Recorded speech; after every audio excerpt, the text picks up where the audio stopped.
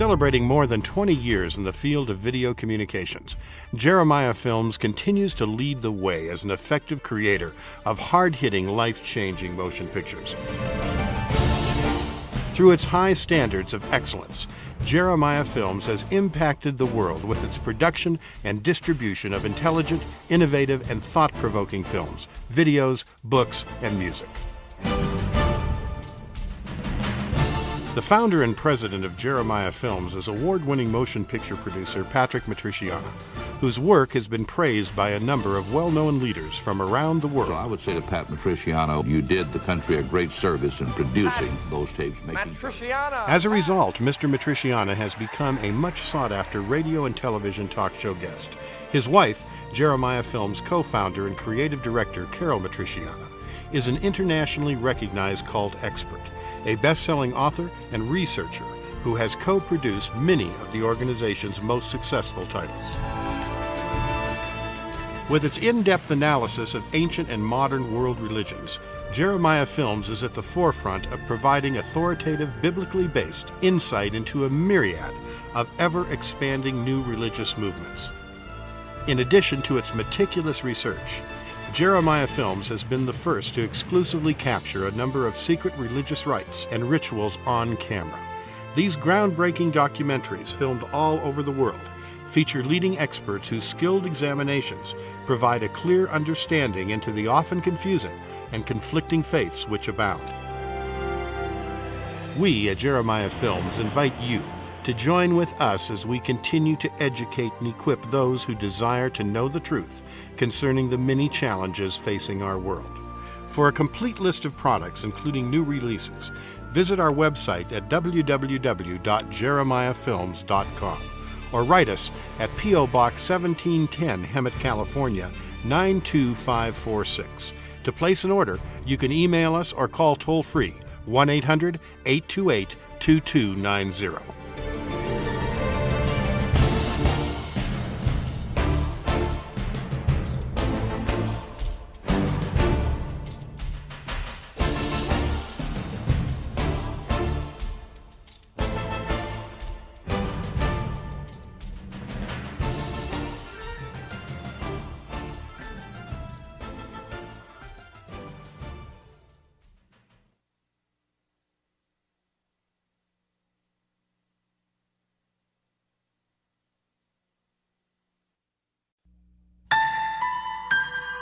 I climb down a ladder. I just close my eyes and start visualizing myself climbing down a ladder, and when I get to the bottom rung, I sort of spiral backwards. I kind of just dive backwards, and then each circle gets bigger and bigger, a little slower and slower, and eventually I just kind of drift off, and the next thing I know, I open my eyes, and it could be 5 minutes or 5 hours later. Whatever was coming through was a master, absolute master of manipulation. They or it knew something. I allow it to occur, and I can feel the energy coming around me. It's sort of like, not like sticking your finger in a wall socket, but something less than that, and you feel it in you. You know it's present. How do you know who you're talking to? That's one of the questions I ask these people. How can you really be sure of the identity of this entity? That ought to frighten you.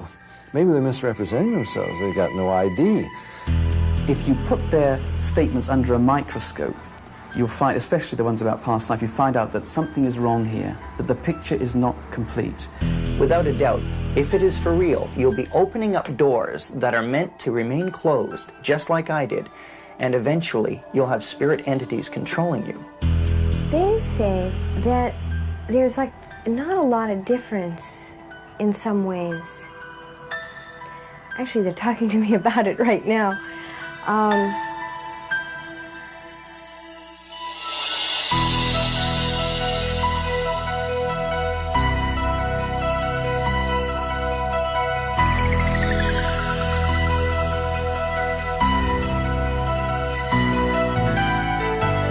It is called channeling, where the physical body is only the vehicle.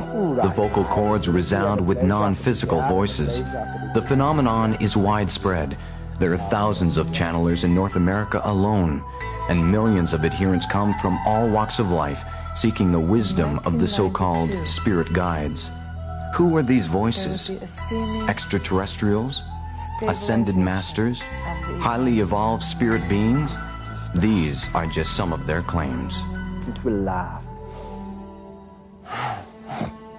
It will laugh. The practice itself is difficult for any of us to accept at face value. Is the supernatural interacting with the natural? Are spirits really in contact with humans? If so, who are the voices making the claims and providing the information?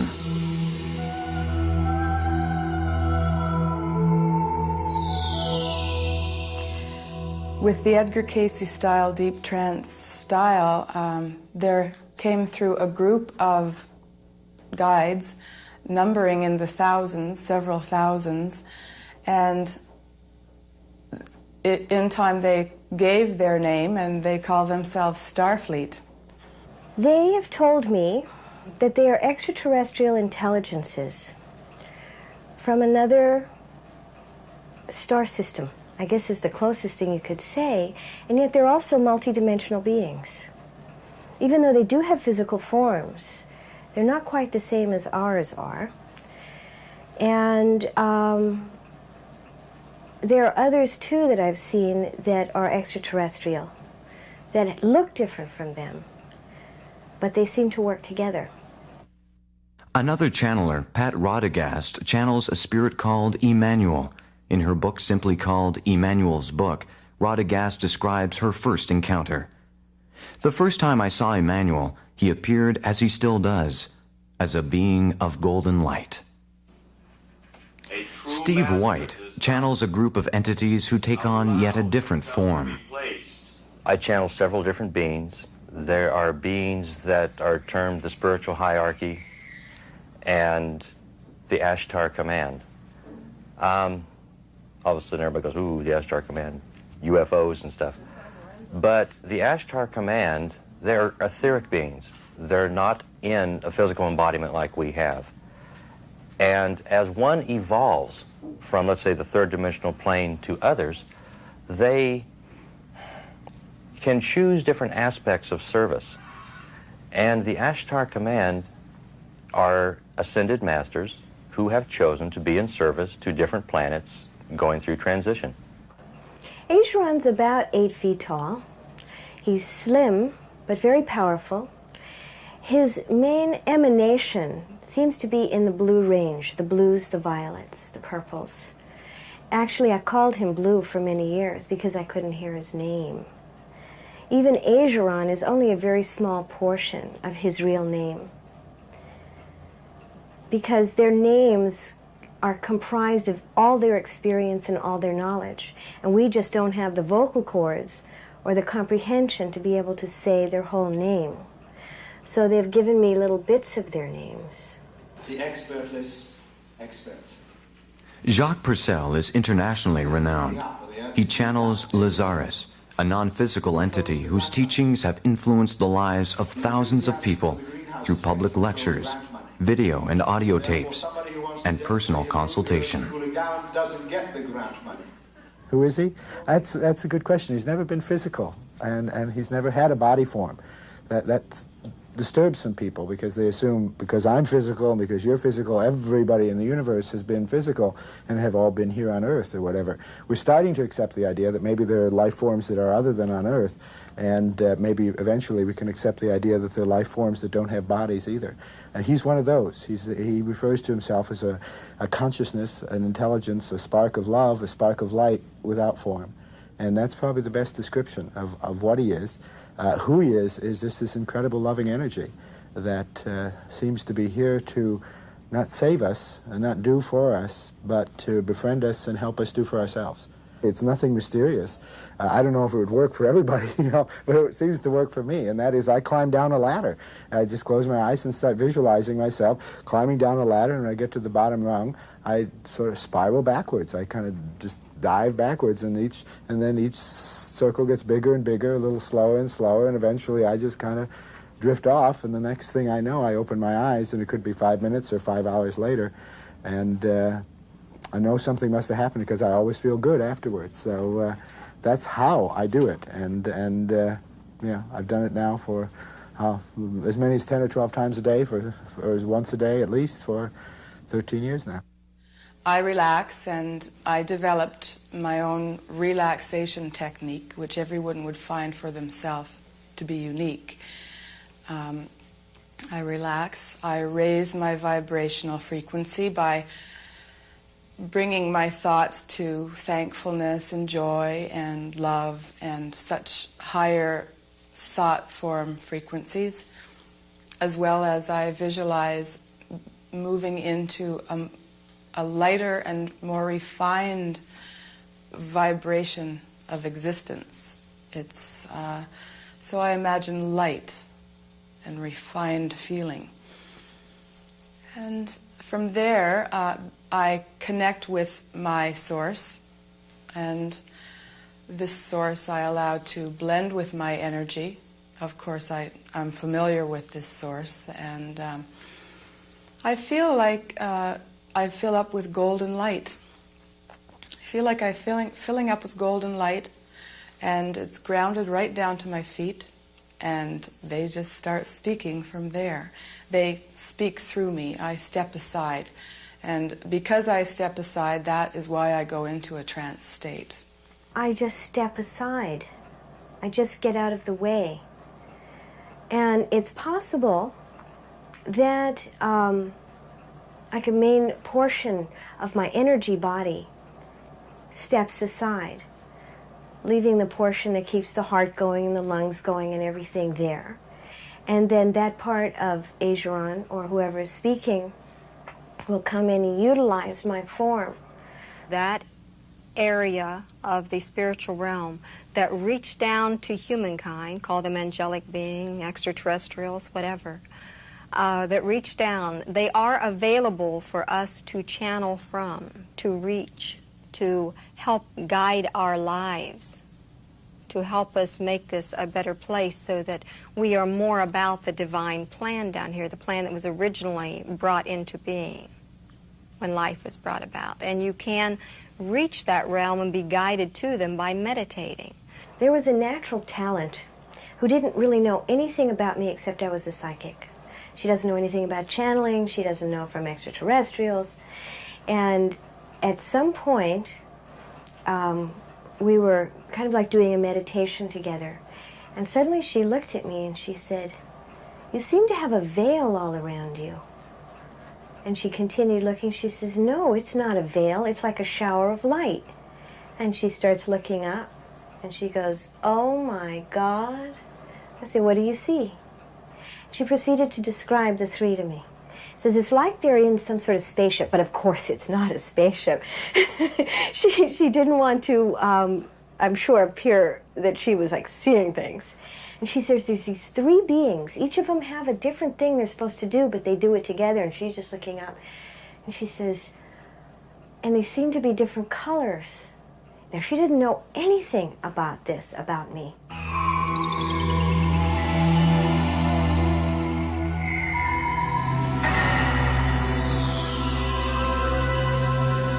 In Hungry Ghosts, investigative journalist Joe Fisher examines the phenomenon of channeling and the spirit world.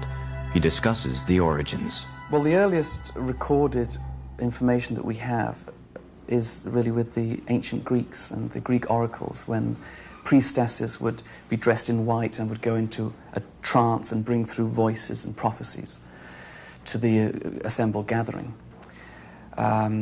Channeling has been known by a number of different names in different cultures over the centuries.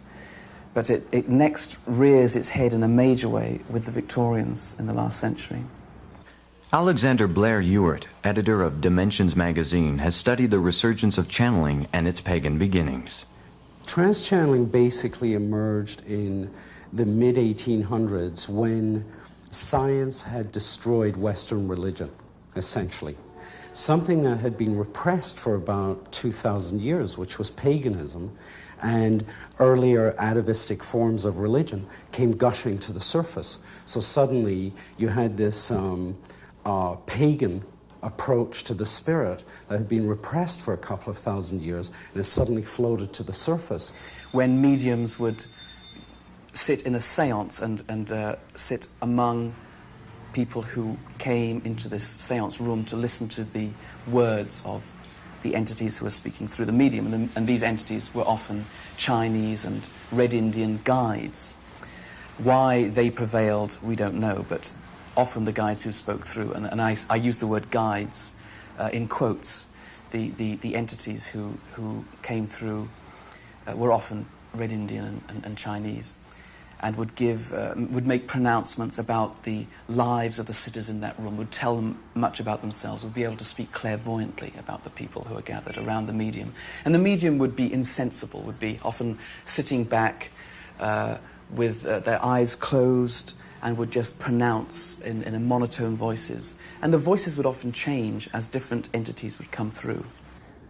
It seems that mostly people are using channeling at this stage in less of a 19th century way, where you went to get a message from your Auntie Mary who'd, passed over 10 years ago, and where the messages were very much in terms of the medium coming through and saying, I've got your Auntie Mary here and here's some advice.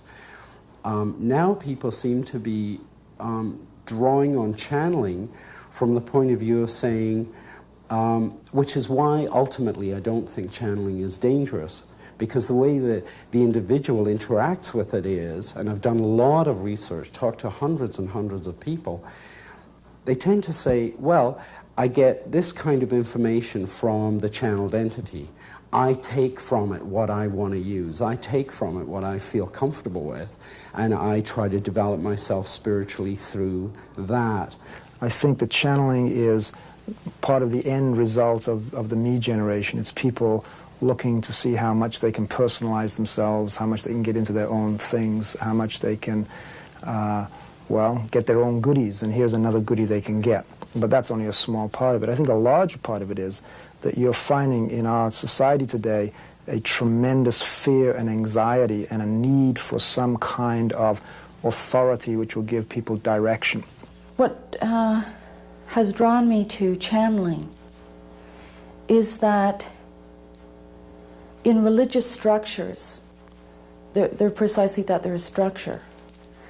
And if you're looking for a sense of security and conformity, then you go and you find their answers.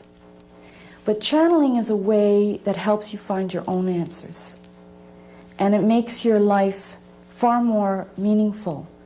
You're not dependent on someone to tell you who you are, what you should do. We are a culture which is now what I would call rejecting many of the assumptions that we've lived with for the past 300 years. For example, the assumption that the rational is the only way of knowing truth. And so you have that being in some ways pushed aside, and people saying, no, that there are many other ways of finding truth. And one of those ways of finding truth is to connect with another reality, a spirit reality or a spiritual reality. And so there's a searching after that. Traditional religion never did it for me. External authority never did it for me. I always felt there was something inside there that needed to come up to the surface. So I studied altered states of consciousness. One day a friend was leading me through a meditation, and I sensed an energy in the room. And to make a long story short, the energy was very loving, very benevolent, and I got a sense that it wanted to drop in to my body. And this is really an introduction of what we would call a neo-paganism. It's a reintroduction into the West of beliefs that have been around for thousands upon thousands of years, that there are in fact spiritual entities and spiritual realities both in nature and outside of nature, and we can contact them. So I think all of that comes together at a time when people are very insecure, they're searching for direction, they want answers, they want certainty, but they feel all the old ways of giving answers are not appropriate. And so there are certain groups of people who are now wanting to tune in to spirits that can give them help and can give them direction.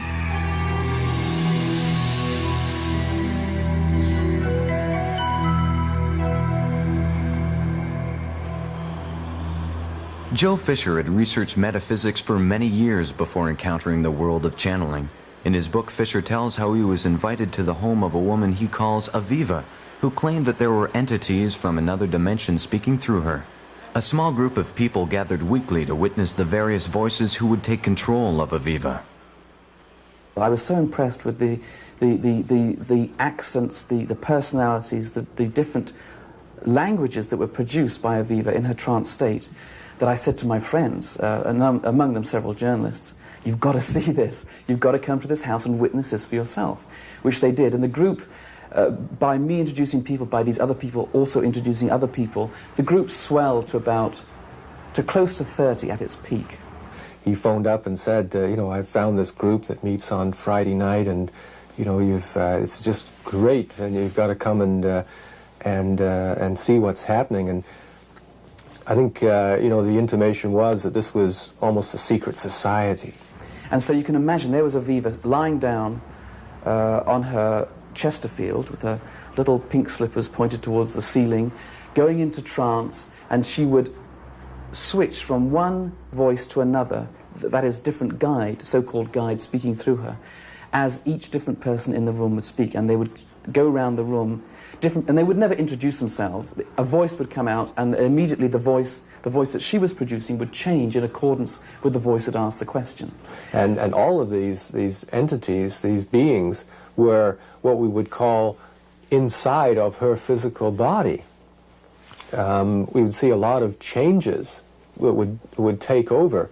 It wasn't just the voices, but in being relatively close to her as these beings were coming through, I could see the difference. I could see the characteristics of these entities as they came through. Her body and particularly her face that would change.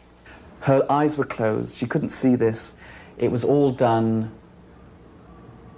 I don't know how it was done. To this day, I have many questions about just what was going on.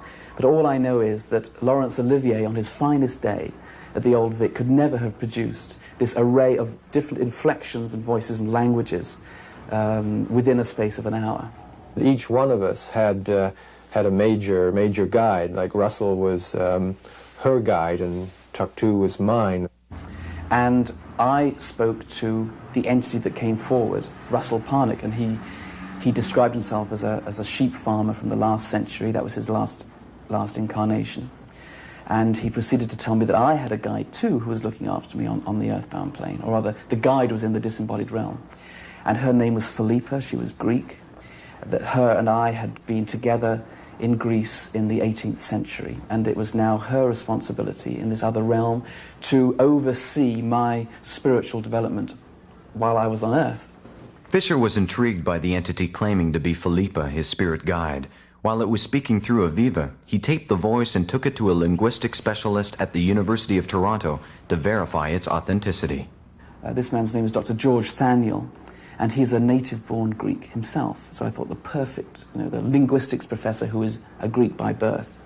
He listened to 2 tapes of Philippa speaking, and he said, in part, this is a native-born Greek woman speaking. So I thought, well, there is proof that Aviva is not concocting this. She hasn't just been to the library, read some Greek, and then is making it up for me. And even if she were to learn Greek, she would be unable to speak with the voice of a native-born Greek. With such impressive evidence, Fisher embarked on a journey to validate the claims of the guides. Had they lived previous lives? Joe's involvement and that became quite enhanced. He had decided at that point that this was something unique and marvelous, and that he was going to write a book on channeling and bring out all of this wonderful information that we were given, and actually go and source these various entities. I mean, you have to realize that there was 25 or 30 people in this time had been involved, and each one of them had guides, and each one of these guides had lifetimes and backgrounds, and he was going to find proof of Russell's existence and proof of his guide's existence, and that was going to be part of the book, and that was going to substantiate this wonderful information. Fisher's first trip took him to England, where Aviva's spirit guide, Russell Parnick, claimed to have lived as an 18th century sheep farmer. He spoke about living near the village of Heathfield in Yorkshire, and the village, I visited it. It was there just as he had described, just a few houses and a little church, this sort of thing. And Russell spoke about the Druids' stones nearby, which were half a day's ride away on horseback, you know, touchingly evoked in last century language, and that was there just as he said. He said he had a 22-acre farm. I wasn't able to find the farm, but he said that the farm abutted onto the Burn Gill, which was a little stream that ran into the larger Nidderdale River, and the stream and the river were there. However, when I came to the litmus test again of finding Russell Parnick, I searched high and low in the records, in the church records, in the government records. He was nowhere to be found. Another guide, Ernest, claimed to have been a bomber pilot with the Royal Air Force in 99 Squadron in World War II. Once again, Fisher went to great lengths to prove this claim, even interviewing surviving members of the squadron, only to leave disappointed. Now, most of the historical and geographical information he had provided was accurate, was there. There's only one problem. Ernest, the bomber pilot, did not exist. I couldn't find him in the records. So I came back to Toronto, and I told him I was much impressed with the fact that all this information was there. There was just this one problem, that I couldn't find him. Then he went into a great song and dance about karma, how he has a charge sitting in this room who he must look after. And he had realized too late that the information he was giving me might be detrimental to the welfare of his charge who's on the earthbound plane, and he had decided, he said, to change the information, to backtrack. Now, I argued with him at great length. I said, you could have told me this before I left if you'd felt this. And even so, you started off by giving me your name before you'd had this change of mind, and the name that I was looking for was just not in the records. And he weaseled and whined and invoked the higher laws. So he got out of it. But the question remained with me. Was Ernest telling the truth? Was he not? I will have to check out other guides to find out whether this is true or not. The obvious choice of guides to investigate was his own Philippa, whom he had come to trust as a result of his personal effort to make contact. You see, initially, Philippa encouraged me to contact her, and that she said that rather than just go through a medium, the best way to contact your guide was directly. And she said that if I concentrated on her every day for 15 minutes or more, that I would be able to make this contact after a period of time. And so every morning I would go up to my study, and I would train myself, my mind, on making contact with her. Nothing happened for weeks and weeks and weeks, but eventually an image of a woman walking towards me in a white wrap was presented to my inner vision. And I was convinced that this was Philippa, and my response was to weep, and I cried for several minutes. And again, when I went back to the group, Philippa, I didn't have to say anything. Philippa said, you see, we have made contact. And again, this is another one of the bricks in the wall. So he said, well, yeah, he was going to go off, and his guide, who loved him dearly and certainly would not deceive him, had given him all this information, and he had maps and research, and he was going to go and find her. He couldn't find Russell. You know, the entity known as Russell had never been born in that parish or lived in that place, but enough of it fitted. I mean, he knew the general area, same as Ernest knew about World War II bombers and things like that. But Joe knew that he could never be deceived by his guide. Now, I then went to Greece looking for Philippa, and a similar thing happened. I was looking for the village of Theros, which she had said was only 5 days' walk away from the Black Sea, again touchingly evoked in the old ancient language, which made me believe her initially. I went to the town of Alexandroupolis in northeastern Greece, and it was there that the edifice on which her testimony was based on, which was already crumbling because of the failure of her colleagues to pan out. I had expected Alexandroupolis to be an ancient city based on Alexander the Great, and when I went there, I found that it wasn't, and that in fact that Alexandroupolis was only built, I think it was at the beginning of this century, at the end of the last century, and Philippa was talking about it having existed in her day, and this could not have been. So I carried on my search there, looking for more clues to her existence. But Philippa, even though her Greek had been veridical, Philippa too went the same way. And it was a wrenching disillusionment for me. Mike Mandel is a Canadian entertainer and lecturer. For many years, he was involved in various aspects of the occult, including spirit mediumship. Dozens of entities would speak through him on an ongoing basis. I became involved in what is now known as channeling in the late 1960s. It was a spontaneous experience. We had been trying astral travel and a group of other techniques to let our spirits leave our bodies, to develop clairvoyant abilities, and so on. And when I say we, I mean a small group of us that had polarized together around an occult worldview. By trying these different techniques, I inadvertently opened myself up, and various entities began speaking through me. Initially speaking in my head, and then eventually taking over to such a degree they were using my vocal cords and speaking through me to our friends. Mike could literally be talking to you as I'm talking to you now, and instantly, in a moment, change and be taken over, and someone else would be talking. And his voice would literally stop being Mike and all of a sudden be somebody else. Initially, it seemed to take them quite a bit of effort to take control of me. And it was more or less a voluntary thing. But as time passed, I realized that it was getting much, much easier for them to slip in and out. We used to call it someone popping in. We'd say, oh, so-and-so just popped in when you were gone. And they would appear sometimes for hours, sometimes for just a few minutes.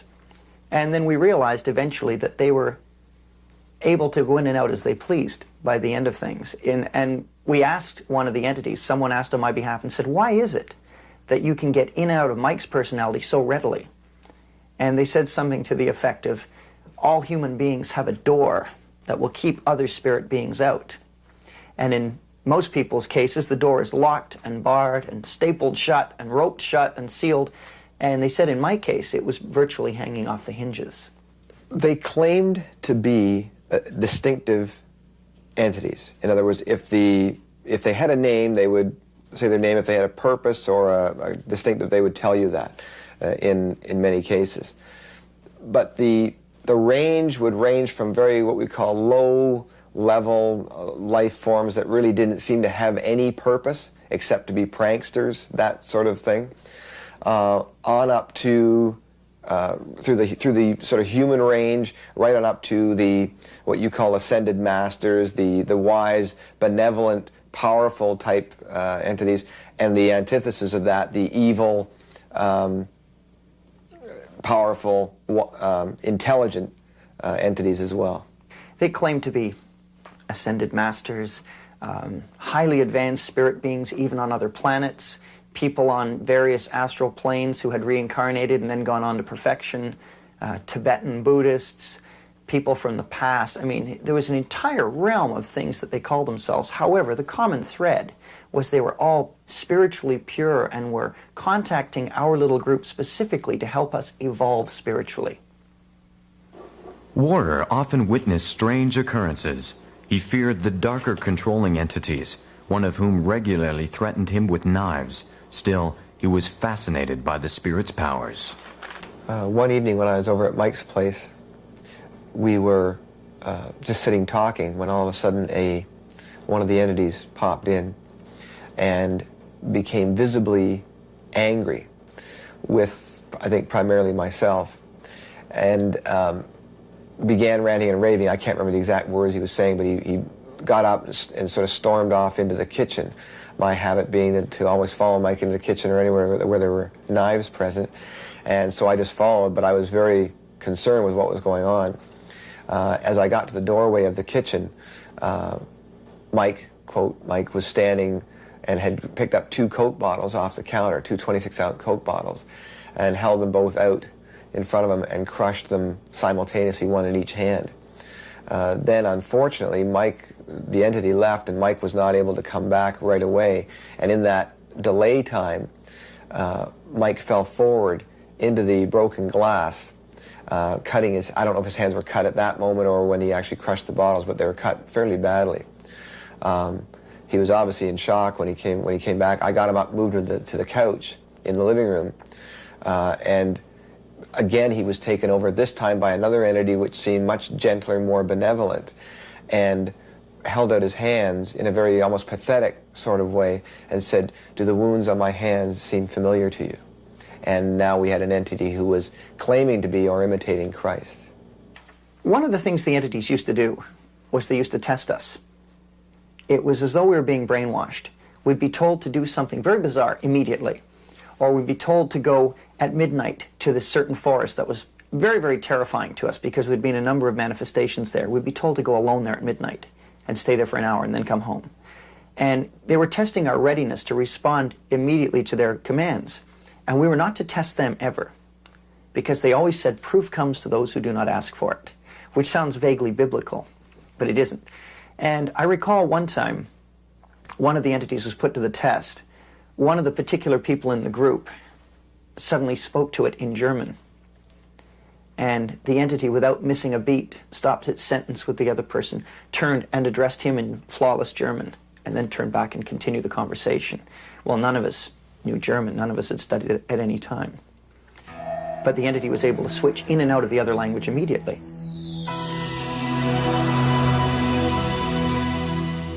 This was something that nobody was supposed to know, and we couldn't tell anybody at all. But the big thing was she was dying of leukemia, and as this remarkable coincidence, the hand of fate, the intervention of God in the universe, I was the only person that could help her, and if I didn't do this, she was going to die. The guides told him that he was the only member of the group who had healing powers that could be used to help Aviva recover from her leukemia. They brought him in, they brought him closer to Aviva. They then advised the previous hypnotist that his time was up and that Sanford should be looking after her in her trance state, and that Sanford could do the healing, and that's why he should become the leader of the group.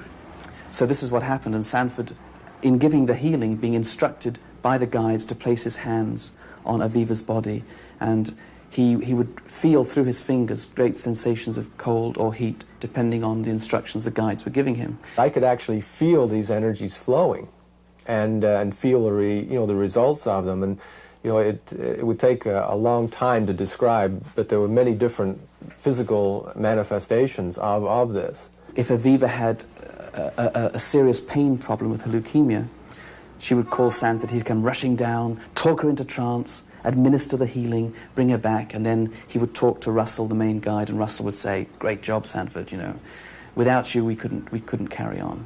What was actually happening was that I was suffering some real physical and mental and emotional problems because of all of the, not only demands, but also because of all this energy that was going through.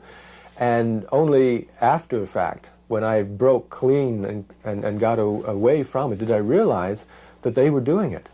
They were creating this dependency. I would have to go and not only heal her, but put her down and ask them, being Russell and Tuck too, who was supposedly my guide, to channel energies through me to sort of balance my energies or fix me, because I was getting right weird. These strange energies were flowing through me, and I was having hallucinations and all kinds of physical problems. And geez, these guys were really great. About 10 minutes with them, flowing energy through me, and I was fine. I was like an addict that just had a hit. I was great. I just fell on top of the world. It was only afterwards I realized they were doing it. They were creating it. They were creating a dependency. And so he found that he was like a psychic drug addict. He would be going to Aviva not only to help her restore her health, but in fact to pump up his own flagging energies. And it was only when he pulled away that he began to realize, hey, I feel better. And he said he realized that he felt better because he was no longer under their sphere of influence. Sanford Allison went into channeling with no background training in metaphysics or meditation or in the use of higher mind or in the use of discrimination. It appears that the entity was well aware of that. But Sanford Ellison did not lack training. As a practicing psychic, he had much experience in the realm of metaphysics. However, this training did not prove to be a safeguard. I was really what you would call over the edge. I was not rational throughout that time, and it got to that point. I was totally dependent on them, whoever they were, And outside of that, I was just subject to illusions and delusions and forces that I had no understanding of.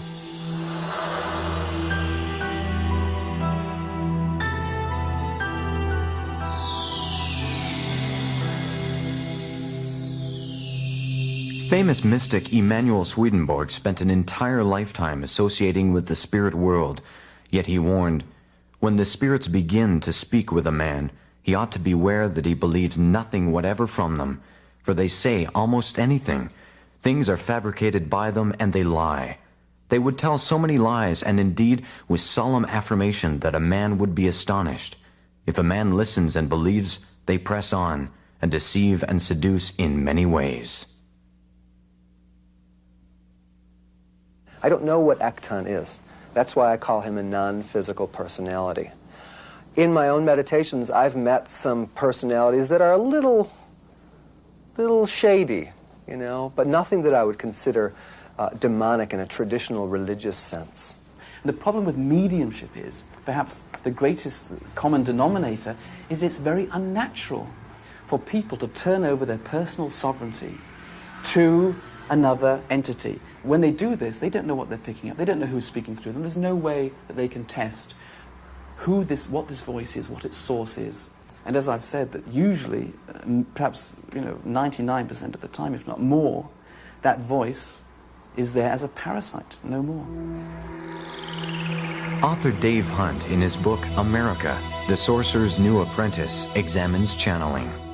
Carl Jung, in his time, he said, no, these are depths of the psyche, but he came to believe that these are spirit beings. You can't escape it before his death. And he came to believe maybe, hey, they may not all be good. Maybe some of them are evil. So there are people who would say it's the wisdom of the universe, the ancient wisdom. Edgar Mitchell, one of our astronauts, at the Institute of Noetic Sciences, which he founded, he would say that sort of thing. It's the ancient wisdom that, when you were back in Greek days, they consulted the oracle at Delphi. And there's some kind of a mysterious wisdom that's just built into our genes, into the collective consciousness or psyche of the human race. Others would say, no, these are ascended masters. Elizabeth Clare Prophet, who claims to channel Jesus and Buddha and so forth, she would say that. Others would say it used to be popular to say these are the spirits of the dead. There are a variety of explanations for this. My research indicates they're demons. While researching mediumship, Western psychologist William James stated, "The refusal of modern enlightenment to treat possession as a hypothesis to be spoken of as even possible, in spite of the massive human experience in its favor, has always seemed to me a curious example of the power of fashion in things scientific." That the demon theory will have its innings again is to my mind absolutely certain. One has to be scientific indeed to be blind and ignorant enough to suspect no such possibility. Well, they claim to be ascended masters, but in reality they were the exact opposite end of the spiritual scale. There's no question in my mind now that they were demon spirits. If you had asked me then, I would have believed entirely that they were higher beings, a higher spiritual order of beings. I wouldn't have believed in demons. I didn't think they existed. I thought they were an invention of the Christian church. In retrospect now, I can see back with horrible clarity that they were malevolent, created, demonic spirits intent on our destruction. Some of these entities out here will say, oh yeah, they're bad spirits, and they're good spirits. In fact, the old mediums, before the channelers came along, it was a little more complicated. And the mediums would have a control. It was called a control spirit. And the function of the control spirit was to keep the bad spirits away, and to kind of line things up, and make it work out as it should. And they would even say, oh, that was a lower entity. In my own case, I recall that some of the entities we had to deal with were overtly violent, almost psychotic. And the others were pure and altruistic, and all they wanted to do was help us, and they would warn us about things that the nasty entities were doing, and they would give us teaching and methods of developing ourselves and so on. In retrospect, I'd like to say that all the entities were equally evil. It was the clever way it was presented by showing this group as overtly evil that made us more ready to accept these guys as the good guys. In reality, they were all in it together. In evaluating the situation, the reason they appeared to be good or evil was to create a contrast and also to create further deception. You know, it was obviously that the whole thing was an incredible deception, but it would have had no credibility if it was obvious as a deception. Obviously, what spirits do is warp people's perception of what reality is about. And I think one of the difficult things is that you are really dealing with people who are being duped, is the best word I could say, and in that handing over of themselves to this power, in that handing over, they're going to see that as good stuff and not see that they are moving towards some very destructive things for themselves and for others. Biblical writers of both Old and New Testament have much to say about the continuous attempt by Satan and evil spirits or demons to deceive the human race. Moses wrote of Satan's enticement and deception of Eve in the Garden of Eden, "You will not surely die, for God knows that when you eat of it, your eyes will be opened and you will be like God." Ramtha, channeled by J.Z. Knight, has stated, "What is termed God is within your being, and that which is called Christ is within your being. And when you know you are God, you will find joy." Helen Schuckman, who claims to channel Jesus, states in her work entitled A Course in Miracles, "God's name is holy, but no holier than yours. To call upon his name is but to call upon your own. You are the Holy Son of God himself." Helen Schuckman, who was a psychologist at Columbia University, and kept hearing this voice that said, "This is a Course in Miracles, take it down. This is a Course in Miracles, take it down." She didn't want to take it down. She was an atheist. She didn't believe in this other dimension. And she consulted her fellow psychologists, and they said, "Well, go ahead." And so she took it down, 1,100 pages, A Course in Miracles, which claimed to come from Jesus, but which, in fact, undermined everything Jesus said. It's the age-old battle between good and evil. The Bible will tell you that the devil will come in many forms. And in a sense, these beings are an aspect of that side of nature, the dark side. And therefore, they don't like mention of Christ. They won't come out usually and say Christ is bad. They will subtly put Christ down. They will say that Christ wasn't really a truly historic figure, that his deeds have been magnified over the years. All people who are channeling entities, whatever they say they are, Jesus Christ, Buddha, your Aunt Vera, whoever, they're not these pure, altruistic, beautiful beings that they seem to be. If you strip away the covering, you'll find a demon behind every one of these voices, behind every one of the spirits. In fact, one of their most clever ploys is to appear, as the Bible says, even Satan disguises as an angel of light. We're seeing these emissaries of evil that are dressing in the most wonderful packaging, so people are accepting them as genuine. People are seeing them as good and pure. And in reality, even the good ones are demon spirits. Very clever and subtle manipulation. St. Paul wrote, "Some will abandon the faith and follow deceiving spirits and things taught by demons." Proponents of channeling claim the identity of the spirits is unimportant. Information is all that matters. Truth is subjective. If it sounds right, accept it. Biblical writers warn that these unseen entities are in fact evil spirits, and the people who succumb to their teachings are ultimately deceived. Who are the voices behind this phenomenon? Who goes there?